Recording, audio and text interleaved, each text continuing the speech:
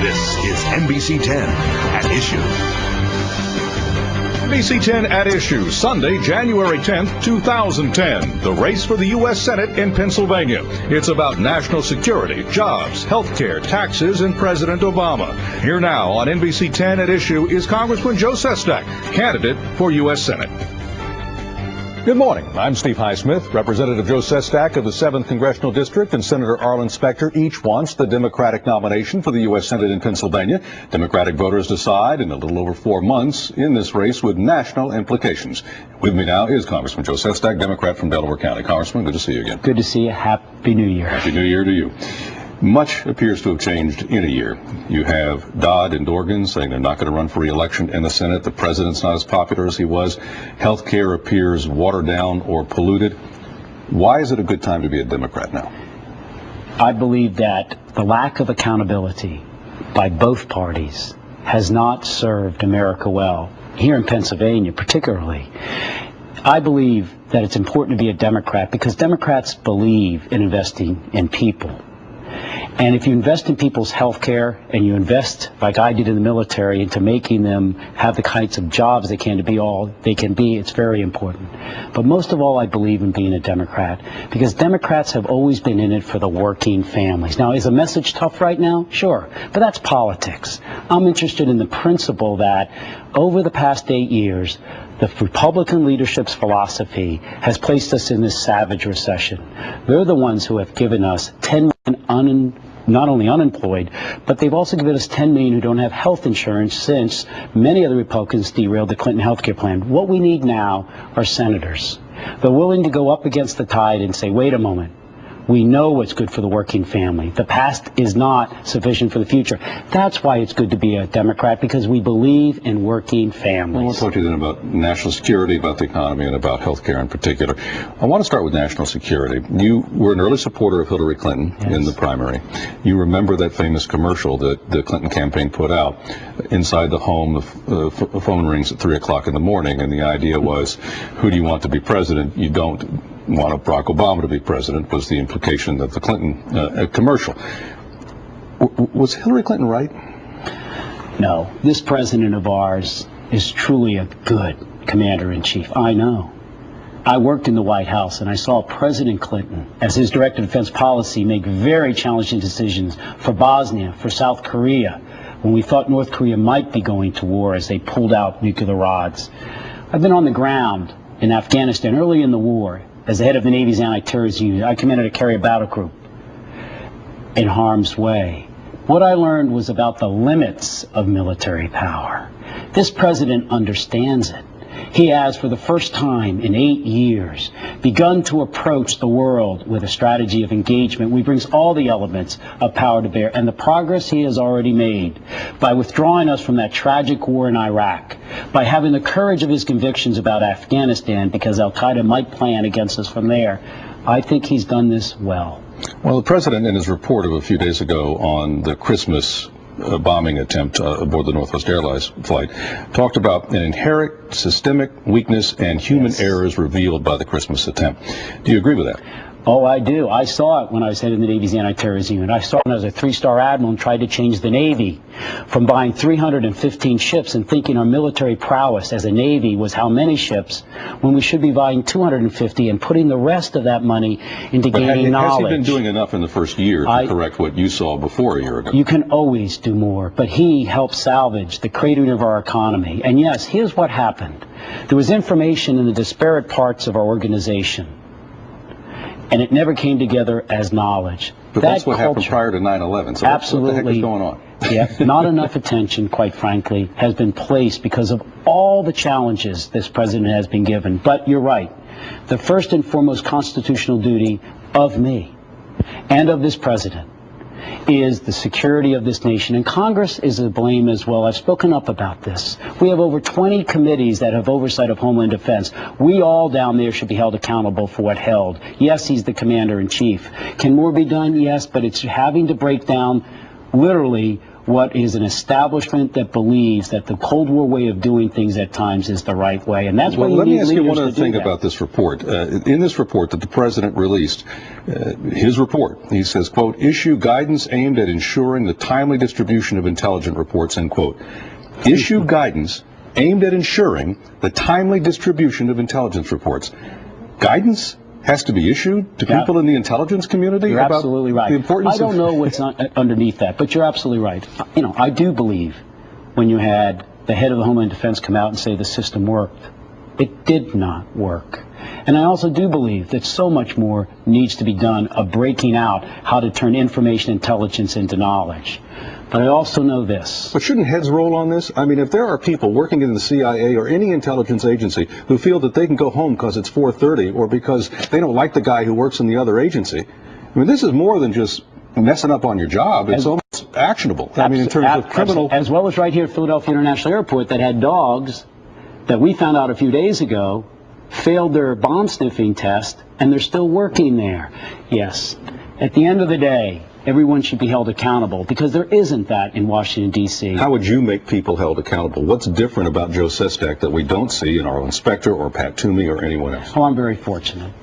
In this area you're speaking about, in particularly, I come from an emphasis on this area. I have worked in Congress very hard to increase actual monies towards this effort. In fact, you know, I'm one of the few congressmen who voted against the Republic amendment that forbade that you could ever have whole body screening at airports. But what I could do as senator in order to make sure that the proper attention is paid upon this. Look, I know the challenges around our borders. You know, there was a law when I went to Congress that forbid us to have more than 4 unmanned air vehicles patrolling our border. I worked to change that to now you can buy many of them. But I'm a congressman for my district, and I do know this. Should we be held accountable? Yes. But I want to make sure everybody understands that more can be done. Let me ask you about that more, though. You mentioned screenings. Given what's happening now, are you in favor of these enhanced screenings that basically would make anybody blush other than Paris Hilton? Well, as I just mentioned, I'm one of the few congressmen who voted for it when the Republicans tried to forbid it years ago. You know, full-body screen. Well, Stephen, remember, take the fig leaf away. But I also did the research on it a year ago when I voted. And the man or the woman looking at it is in another room. They never physically see the person who's going through. And remember this, it's a choice. Maybe at times a necessary choice to go on a public conveyance, which is airplane. Terrorists are using that as a weapon. I want my wife and my daughter to feel they can fly safely. And that's why I voted against almost everybody else in the Congress for that. Look, at the end of the day, can more be done? Look, in the Navy, I was the one who recommended only 250 ships as a 3-star admiral instead of 315 ships because we were buying the wrong thing. So I fought this for a long time. We'll follow up on this and we'll talk about health care and the economy more with Congressman Joe Sestak in a moment. Stay tuned. You're watching NBC 10 at Issue. You're watching NBC 10 at Issue. Back on NBC 10 at Issue with Congressman Joe Sestak, candidate for Senate in Pennsylvania, Homeland Secretary Janet Napolitano. Do you have confidence in her? I was taken aback by her comment. I'll leave it to the president to decide who he wants under his command there. But that statement showed that there wasn't a full understanding of our systems. Look, here's the real problem. Every agency in the past always wanted to keep the information to do its job better. How do you break down those walls to get it to be knowledge? And as I was saying, why 250 ships? So the rest of the monies could have been done in interagency systems to tie in with the Coast Guard, etc. So much more needs to be done. A little bit. The U.S. policy officially is to reject profiling, although you could argue that in real life some people do it, or that we're even officially moving in that direction because we're now saying, well, if you come from Nigeria and you're on a plane or any other number of other countries. So, but should we do more profiling?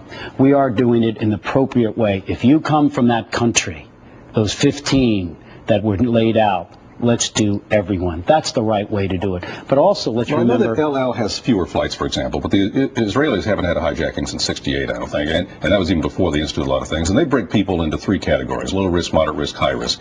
And they do it, quite frankly, based on nationality. Mm-hmm. And should we be that blunt? If you have an Arab last name or come from an Arab country, that you are put in an automatic high risk category? No, I don't think it should be automatic.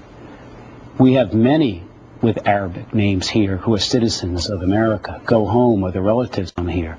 We know which countries these terrorists reside in, and we often know when they go from one to the other. It's all about that information assurance. Look, I remember getting involved in a Sikh issue to where the TSA initially said everybody who is a Sikh is to take off their turban. Asking a Sikh to touch, or to you to touch, is like asking a woman to disrobe in public. There are ways now to do things properly that as they come through, we can properly, with full body imaging and others, do what has to be done. So you can have complete confidence, and that's what we should do.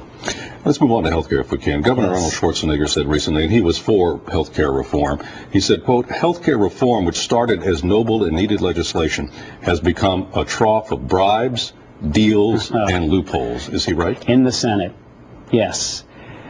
Not in the House? No, we passed a very good bill. Maybe there was some other stuff done in there, but by and large what we gave is everyone covered with a public option that decreased premiums according to the CBO, Congressional Budget Office, 25%. But on the Senate side, and actually why I most want to become a senator is to restore accountability. There wasn't a principled compromise. There was a compromise of principle by the end. Look, as I said at the beginning, both parties have to be able to understand that that type of deal making has not served America well, because the largest harm we have in America, Steve, isn't the health care crisis or the economy. It's a lack of trust. Well, let me ask you about that. The president promised transparency many, many times. This has not been a transparent process. No. And at times, and I spoke out about this yesterday, I find it hard at times to find information. And again, I truly believe that transparency and accountability for that has to be first and foremost. If the Democrats who voted in for change truly want to provide that leadership where people will believe, then they must be the most transparent and accountable. People should be in this willing to lose their jobs. Not being transparent? Is it Reid? Is it Pelosi? Is it the president? It's a system that by and large, much as you saw when Arlen Specter switched parties, that everybody said, that's okay. He was in the back room dealing with the Bush administration, where over the last 8 years we had some of the most secret deal-making done, bending, if not breaking, of laws like FISA. So all of a sudden say that's all right. But now there's that same deal-breaking. Reid, Pelosi, Rahm Emanuel are going to be deciding the conference committee bill. I didn't say I agreed with it. What I said is there needs to be complete transparency on it. I do believe that very strongly. Look, I understand at times people want to sit in a room and discuss things, but what you saw in the Senate was actually the influence of the insurance companies behind the doors. There's nothing wrong with people of public servants who remember it's about those who live in Center City, Philadelphia, those who live in Pittsburgh, those who live in the Center County, the citizens, the working families are first and foremost. It's a matter of who else was in that room. I don't mind principled compromise, but I'm opposed, and that's why I'm running. I am so opposed to the special interest impacting that compromise. Up ahead, more on the future of the Democratic Party when NBC 10 at Issue returns. Stay tuned. You're watching NBC 10 at Issue. You're watching NBC 10 at Issue. NBC 10 at Issue continues now with Joe Sestak, Congressman and candidate for Senate. Let's talk about the health care bills as we know them right now. In one version, as it's being debated in conference and trying to come up to some compromise for both houses, there would be 31 million people covered that aren't covered now, and about half of them would be covered through Medicaid. But the burden seems like it would be shifted to the states in time, at least a significant enough of that burden that you would see states troubled, possibly having to raise taxes, things. Do you agree with that? No, I don't want it all shifted to state. Matter of fact, I was in a conference call yesterday with Ms. Pelosi and Steny Hoyer to where we want to try to get it up to maybe only 5%. We initially tried to get it to be 100% by the federal government, but now we think we can get it back up from the 92 up to the 95%, and only after a period of time does that begin to come. And so that's what we want to do. That 5% is still a significant chunk of money for a lot of states, particularly the states that have actually been more free with their money, trying to help more people. Without a question, it is a burden. But also step back right now. Go throughout the 5 counties around where we are sitting in Philadelphia. 66% of the uninsured are actually working. Also step back and see all the small businesses in Pennsylvania, of which the majority of Pennsylvania is actually working in a small business. They pay 18% more for their health care coverage. Are there enough doctors, and so What we can do is make sure we balance these burdens sufficiently. No, and that's why in this bill I fought hard and actually was sponsor of a bill to have tuition assistance, particularly for general physicians, because we learned our lesson, and I watched it in Massachusetts with their efforts, that now that we don't have anyone, man or woman, have to pay a copay for a preventive screen like a mammogram, more general physicians will be there. So we addressed that issue also. Steve, at the end of the day, this is a shared responsibility between society, individual, and business, and that's the fairness in order to get our economy not to be burdened by $160 billion a year of less economic growth because of the under and uninsured. But maybe it's the way this process has been done, but there seems to be at least one element in this health care bill that might not even pass constitutional muster. If I read the 10th Amendment correctly, and I read the Brady decision by the U.S. Supreme Court a few years ago correctly, you could interpret that some of the mandates that the federal government is talking about throwing to the states without funding them is such that a challenge, and already there are some legislators talking about challenges like this, that could defeat part of this bill. For an example. Well, I mean, you're asking me for the example. Basically, let me give you one. Okay, we have, because I can't think of one in the House health bill, but I'll give you an example. No, this is in the Senate bill. Yes, in the Senate bill. There are none on the House bill we did. On the Senate bill... But the president seems to be leaning towards the Senate bill. Well, you know, I think it's unconstitutional that one state like Nebraska by Democratic Senator Ben Nelson will actually get goodies for his state. I think that's basically unfair. But remember, that's the problem in Washington, D.C., giving mandates where they don't fund them, IDEA.